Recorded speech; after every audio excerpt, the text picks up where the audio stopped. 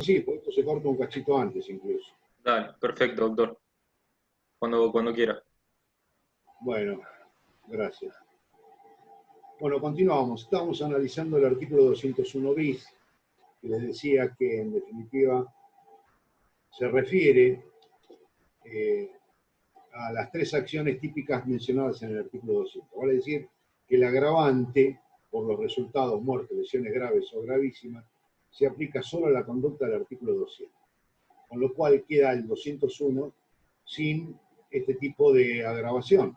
Y en consecuencia habrá que recurrir directamente a las normas generales del concurso para resolver aquellas cuestiones en donde se haya producido algún tipo de lesión de las mencionadas acá en el artículo. En consecuencia, lo que tenemos que tener en claro es que este artículo 201 bis lo que hace es agravar la penalidad cuando se producen resultados. Es la típica estructura de todos los delitos de peligro, ¿no? Construir una figura básica de peligro y luego formular agravaciones en base a los resultados. Lo hemos estado viendo a lo largo de todo este título 7, lo hemos visto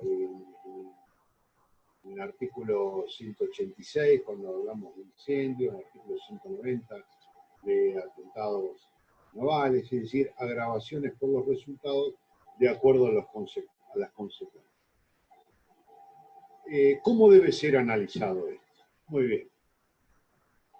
La mayoría opina que son consecuencias preterintencionales, vale decir que se trata de supuestos en donde el resultado típico debe ser atribuido al menos al título de culpa. Esto es en parte cierto.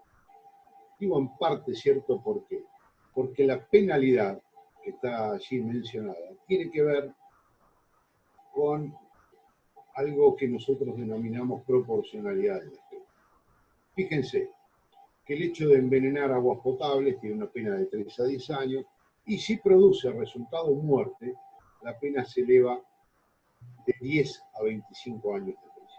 Es decir, superior a la de un homicidio simple. ¿Cómo entendemos entonces la figura? Nuestro modo de ver, esta figura tiene que ser entendida desde el punto de vista del dolo eventual.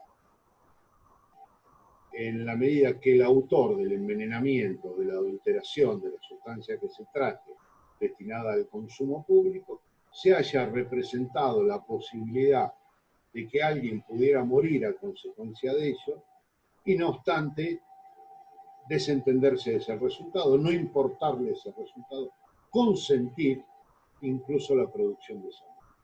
Solo de esa manera le damos un contenido coherente de proporcionalidad punitiva externa.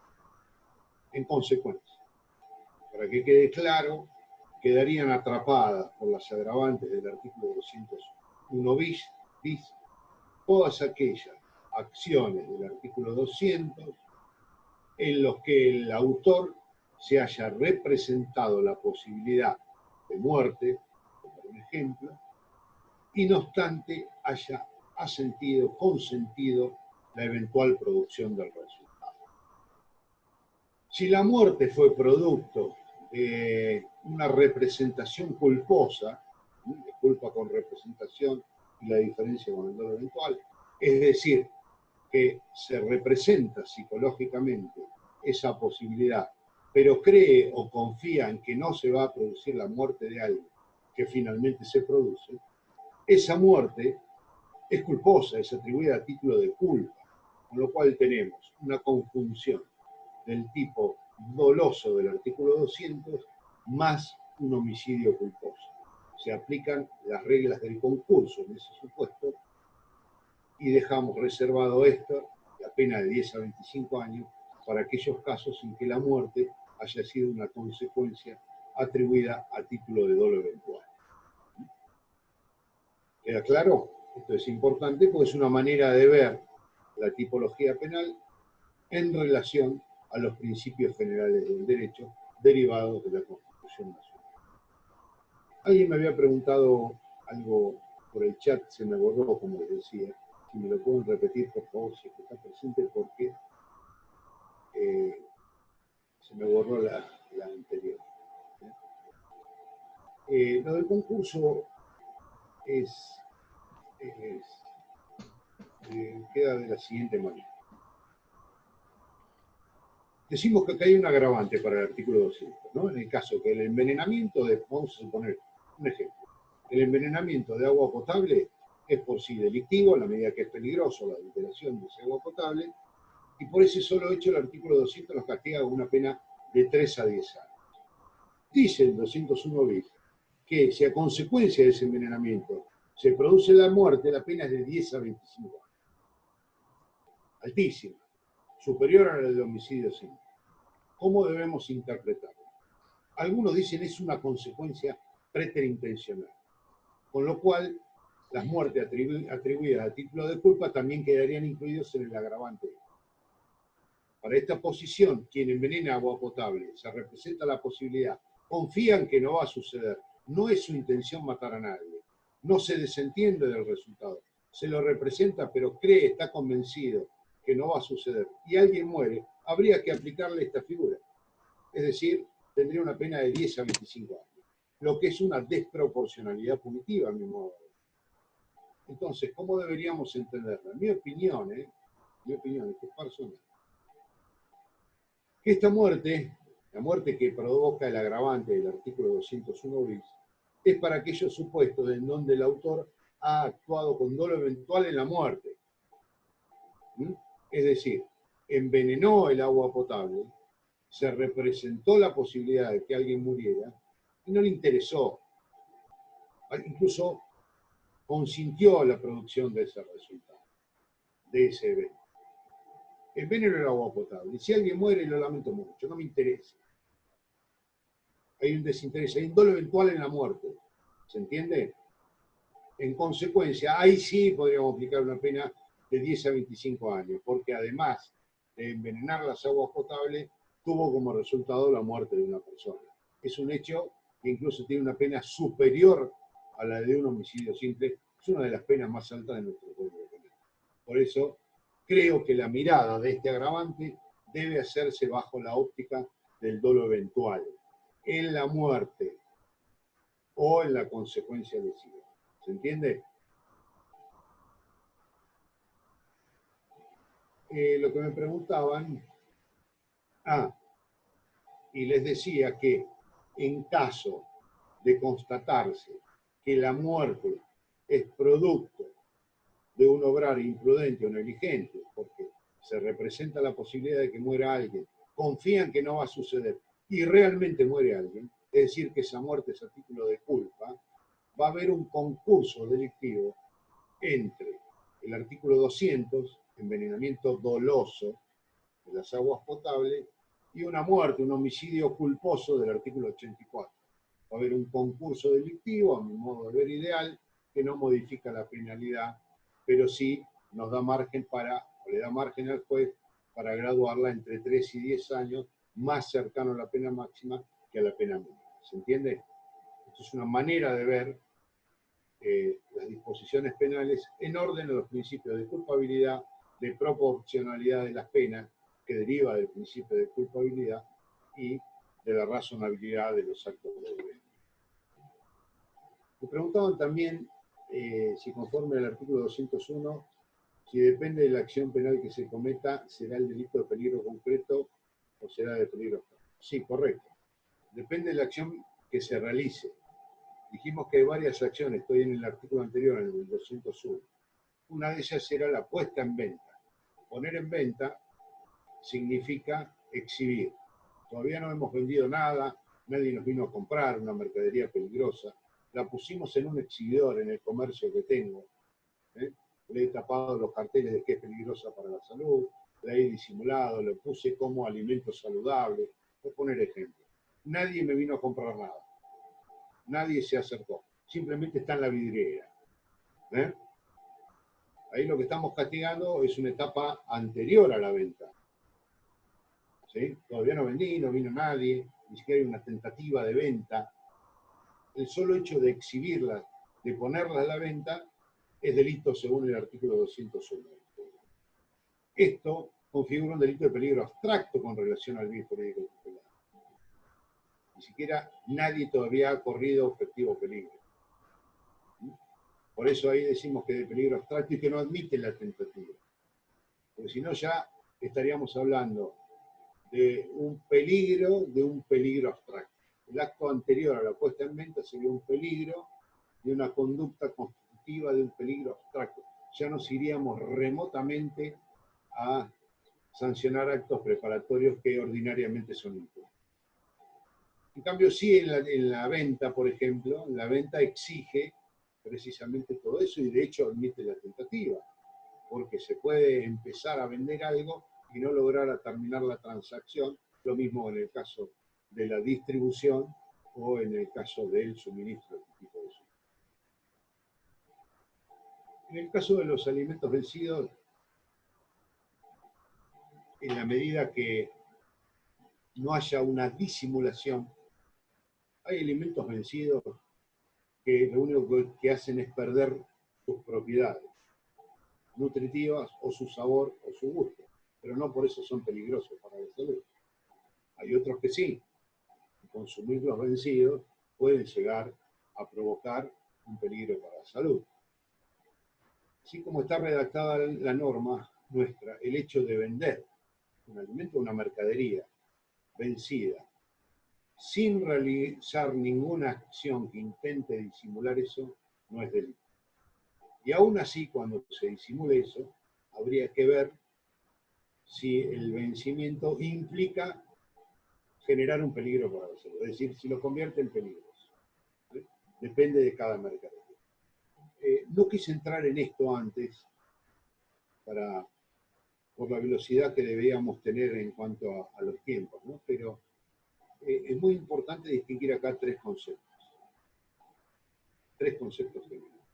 Uno es la salud pública, el otro es la salubridad, que es una cosa diferente, y el otro es la sanidad. La salubridad pública tiene que ver con las condiciones necesarias para preservar, para mantener y para expender alimentos o mercaderías. Esto es algo que se lleva a cabo por el poder de policía local, por lo general. Es el que regula el funcionamiento de determinados comercios, como panadería, roticería, que nos indican y establecen normas, establecen disposiciones legales que deben contener determinados requisitos en cuanto a la limpieza, el orden, la distribución de la sala donde se prepara y de la sala donde se vende, en qué condiciones higiénicas debe estar. Eso se llama salubridad. Las violaciones a las normas que reglamentan la salubridad son infracciones de carácter administrativo que son juzgadas por los tribunales contravencionales de cada jurisdicción. Únicamente cuando hay un compromiso, una lesión, una puesta en peligro a la salud de la población en general, por la entidad y por la magnitud que puede llegar a tener la conducta, entonces recién entramos en el concepto de salud pública. En tanto, esa conducta puede afectar el normal equilibrio funcional orgánico de toda una colectividad o un grupo de personas. Ahí estamos hablando de salud pública. Y, en tercer orden, todas aquellas disposiciones, todas aquellas políticas públicas tendientes a preservar la salubridad en orden a evitar lesiones a la salud, se lo denomina política sanitaria o sanidad pública. ¿Entiende?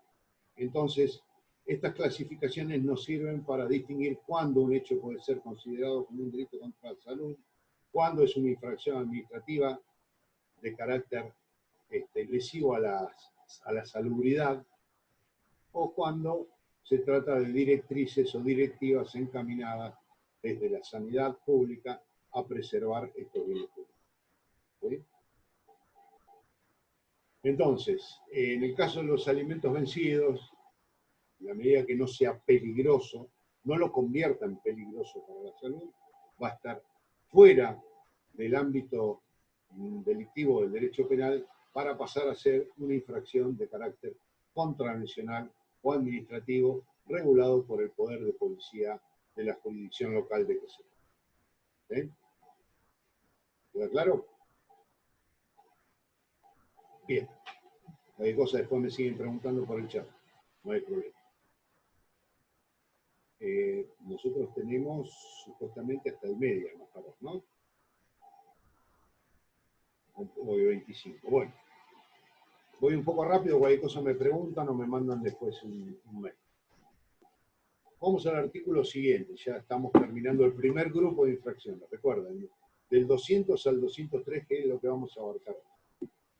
El artículo 200 del Código Penal, también muy de moda en la actualidad, en esta época de pandemia.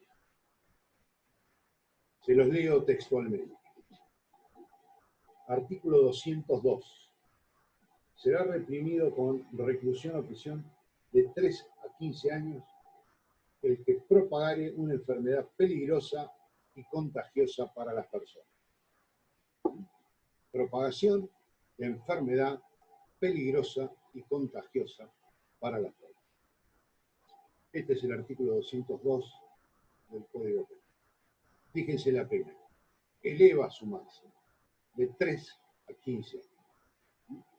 Los dos anteriores, hay dos figuras básicas que son el artículo 200 y 201, el envenenamiento de aguas, 200, la puesta en venta de mercadería peligrosa, el 201. Son las dos formas básicas. Ambas tienen la misma pena, de 3 a 10. Sin embargo, acá el legislador dijo de 3 a 15 años al que propagare una enfermedad peligrosa y contagiosa. Bien. Artículo muy discutido, tanto en doctrina como jurisprudencia. ¿De qué estamos hablando cuando hablamos de propagación de enfermedad? El verbo típico es muy importante. La utilización del lenguaje en derecho es muy importante. Es verdad, como decía algún autor, que en el mundo jurídico hay vocablos que tienen que ser utilizados en forma unívoca, porque la multiplicidad de acepciones que pueden otorgárselo puede contradecir la coherencia del sistema y así tener asignaciones diferentes de acuerdo a lo que uno vaya pensando o de acuerdo a la norma de que se trate. Tenemos que tratar de encontrar un sentido lógico y una vez que tenemos un concepto para ello, lo tenemos que aplicar indefectiblemente en todos los supuestos. Y no hablo tanto acá de lo de por la propagación, sino por la enfermedad. Y esto ha generado muchísimas dificultades en jurisprudencia, en doctrina.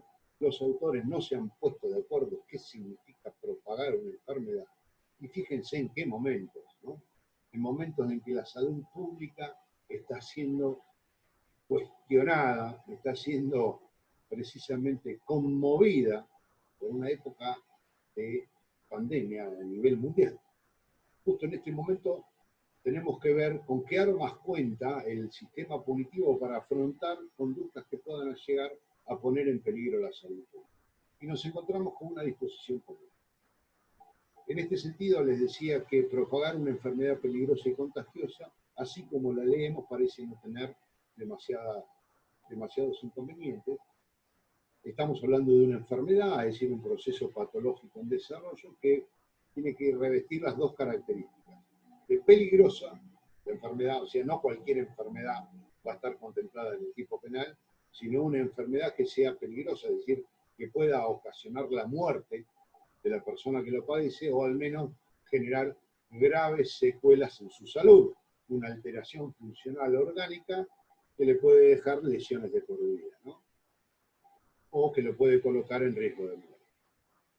Y a la vez que sea contagiosa, es decir, transmisible de persona a persona y que pueda extenderse. Hasta acá ese concepto es bastante entendible. Pero luego, si lo unimos con el hecho de la propagación, nos podemos encontrar con algunos problemas. ¿Qué entendimiento le damos al término propagar una enfermedad? Y acá vamos a encontrar tres posiciones a nivel de doctrina y jurisprudencia. Decíamos que esto no es novedoso, que en otro sistema existía alguna disposición similar, ya lo vamos a ver relacionado con Ustedes ven, si tienen un código penal a mano, van a ver que hay un asterisco y hay una remisión al artículo 18 de la ley 12331, ley de profilaxis antivenérea, y muchas veces se ha identificado esto con un contagio venéreo, ¿no? Por tal motivo, en otros sistemas, como en el español, el artículo 348 bis del Código Español, que era la propagación maliciosa de enfermedades contagiosas, fue derogado. Era tantas las complicaciones que tenía a nivel jurisprudencial y doctrinario que directamente en 1995 se derogó. Duró desde 1958 hasta 1995 con una casi nula recepción por parte de la jurisprudencia y una crítica fortísima por parte de toda la doctrina. Si bien tenía algunos otros componentes de carácter subjetivo, se identificaba la transmisión o el contagio de una enfermedad venérea con un hecho similar a una propagación de una gran enfermedad que afecta a toda la salud de una población. Esto motivó que en el Código Español desapareciera. Les decía que hay tres posiciones que se entiende por propagar una enfermedad. La primera representada por Núñez, que dice, mire, propagar una enfermedad no requiere de ninguna persona enferma, basta con diseminar los gérmenes patógenos de una enfermedad para que el hecho quede configurado como tal. Es un delito de peligro concreto. El hecho de esparcir o difundir gérmenes patógenos es lo que está castigando esta condena. Por lo tanto, quien propaga una enfermedad, según el concepto de Núñez, va a ser quien está diseminando los gérmenes, identifica la enfermedad con germen, con agente transmisor, y por lo tanto el delito está ahí configurado, independientemente de que cause un resultado o no. Primera concepción, seguida también por autores de la talla de Dona, Navarro, Leo y Asturias, en fin, hay muchos partidarios de la posición. Otros dicen, no sin razón, pero ¿cómo podemos hablar de propagar una enfermedad si todavía no tenemos un enfermo? Al menos necesitamos uno. Y alguien agregó, miren, acá no se trata de proteger la salud individual de una persona en particular, sino estamos hablando de salud pública. Por lo tanto, se requiere que haya multiplicidad de personas afectadas. Solo podemos hablar de propagación, porque propagar es extender, difundir, transmitir por generación o por otra vía de reproducción. Es decir, siempre tiene un contenido de multiplicidad. Por lo tanto, hasta que no tengamos varios afectados, no podemos hablar de propagación de una enfermedad. Entonces no es un delito de peligro, un delito de resultado. Requiere de uno o de varios enfermos, según la posición que se adopte, de uno o varios contagiados, infectados por la enfermedad. Si no, todavía no estamos hablando de enfermedades, estamos hablando de agentes transmisores, pero no es lo que dice la ley. Soler, en una posición cuasi intermedia, dice, mire, ustedes lo recordarán muy bien, esta vez le hablo yo a ustedes, no es lo que dijo Soler, por la estructura del tipo penal. Dice, acá, al igual que en el artículo 187, recuerden el 187, el estrago propiamente dicho, el Código Penal vuelve a construir una figura de peligro, es verdad, de peligro común, pero sobre la base o sustentado en un daño previo. Si ustedes recuerdan el estrago y van al artículo 187 del Código Penal, dentro de este mismo título, que por medio de sumersión o varamiento de nave, derrumbe de un edificio, inundación de una mina con el problema que había con la coma, u otro medio, causar un estrago u otro medio poderoso de destrucción, ¿se acuerdan? Causar un estrago por medio de sumersión, varamiento de mina, etcétera, etcétera. Habíamos dicho que era una figura de peligro construida sobre la base de un daño, en donde se anteponía el daño al peligro. Y esto es lo que dice Soler que pasa acá. Cuando la multiplicidad de afectados son tantos, es a partir de ahí donde se genera el peligro de transmisión a terceros. Entonces, se trata de una figura de peligro común para todos, construida sobre la base de un daño, de un resultado. Sin un enfermo, al menos, no puede haber un delito de peligro. ¿Se entiende? Fíjense la variedad de posiciones respecto del entendimiento propagación de una enfermedad. Bien, ¿qué podemos decir acerca de todo esto? Ustedes me van a preguntar, entonces, doctor, ¿en qué queda? Mire, hoy la discusión está centrada en estos términos. Tenemos un montón de problemas. Y ustedes me van a preguntar seguramente por el chat, ¿qué pasa con aquel muchacho que llegó con el ferry, que tenía fiebre y contagió o expuso a riesgo de contagio a todos los que iban con él? O el que vino de Estados Unidos, un país como de riesgo, y fue a la fiesta de 15 de la prima de un familiar y contagió al abuelo que falleció. Estamos en una propagación de enfermedad. Este delito se configura cuando se pone en riesgo la salud pública. Este delito se configura cuando alguien efectivamente se enfermó. Este delito se configura cuando varios se enfermaron, no bastando con uno solo. O este delito se configura cuando, habiéndose enfermado a alguien, ese a su vez tiene la posibilidad de enfermar a otro. Doctor, sí. Quedan 7 minutos de esta reunión. ¿Quiere responder Bien. las preguntas que hay en el chat y después hacemos otra? ¿Así no se pierden? Listo. Estas preguntas ya más o menos las fui contestando, no sé si quedó alguna. No, por ahora no. Bueno, cualquier Excelente. cosa me preguntan por el chat, si no terminamos en estos 7 minutos concretamente. Bien, como usted diga. Bien, seguimos, cualquier cosa me preguntan. Dale. ¿Qué pasó acá? Es muy importante a veces para lograr la verdadera interpretación de una norma penal conocer la genealogía del tipo penal, es decir, cuál es el origen, cuál es la historia del mismo, de dónde proviene esta figura y por qué.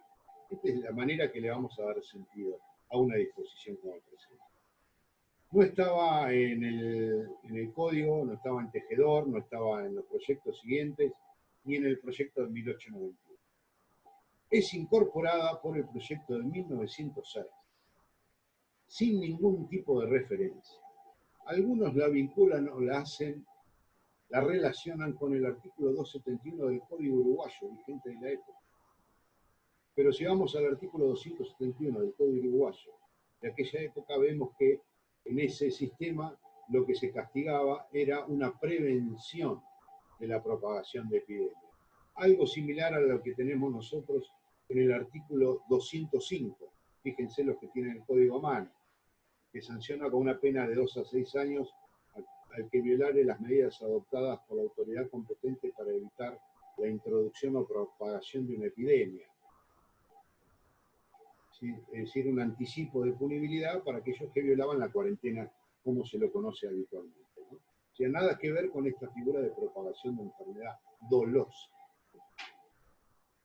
El proyecto de 1906 le incorpora, incluso la mantiene Rodolfo Moreno en el proyecto de 1917 y así pasa el Código de 1921.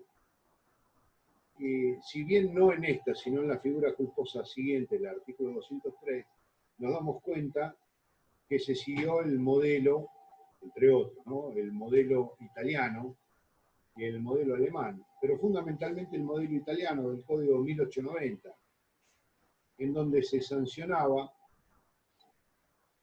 el envenenamiento de aguas, la puesta en circulación de mercadería peligrosa y luego una modalidad culposa.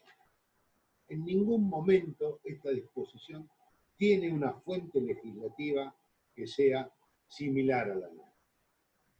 Esto provocó un déficit en esta estructura y en el entendimiento que le hemos otorgado. A tal punto que Rodolfo Moreno la confunde cuando se enamora, entre comillas, del proyecto de 1906, lo repite en 1917 y sale así sancionado en 1921, dice, esto también es aplicable al contagio venéreo, al que sabiéndose afectado por una enfermedad venérea transmisible, la contagia a otra persona. ¿Qué es lo que dice?